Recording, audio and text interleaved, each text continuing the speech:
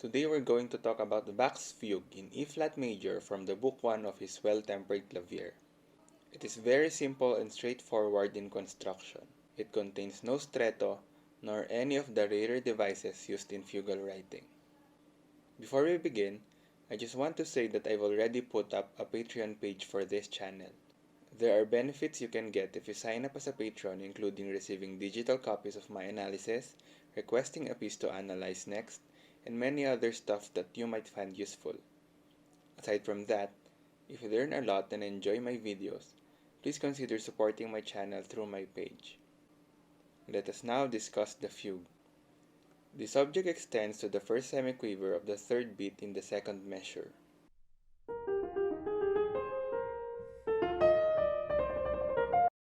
The remaining semiquavers in the soprano, including the first quaver in measure 3, forms a short codetta.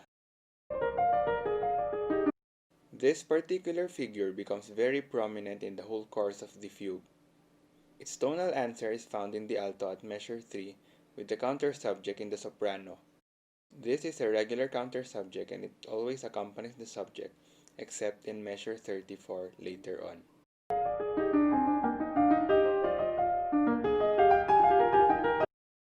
Then, there's a longer codetta that follows it, from measures 4 to 6, which is mainly founded on the figure of the first codetta. The subject appears in the bass at measure 6 while the counter subject is in the alto. Then, after that, the first episode of this fugue starts at measure 7, modulating from B-flat to E-flat, and again, it is derived from the figure used in the first codetta. Take note that the codetta in measure 4 and all the episodes of this fugue are founded more or less on the figure of the first codetta. The third episode, however, contains greater diversity of material than the others. At measures 11 and 12, there is a redundant entry of the answer, separated from the exposition as in his third fugue. The counter subject in this particular entry is seen in the bass. The middle section of this fugue commences with the second episode in the second half of measure 12.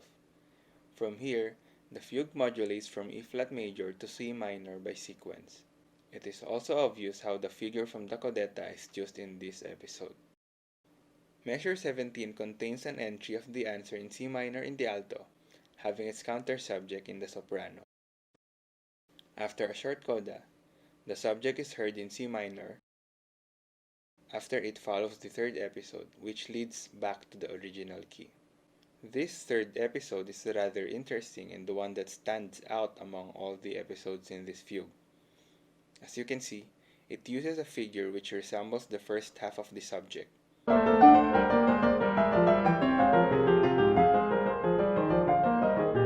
It was done twice and it commenced immediately after the end of the preceding entry. Next, there is an entry of the soprano in measure 26 in the bass, while the counter subject is seen in the soprano. It is immediately followed by the fourth episode, modulating to B-flat and back to E-flat. Like the other episodes, its resemblance with the first codetta is still seen. Then, there is a subject in the soprano at measure 29, while the counter subject is played in the alto. What comes after it again is another episode modulating from E-flat through A-flat and B-flat, then back to E-flat. For the final section of this fugue, there is an answer seen in measure 34 in the alto.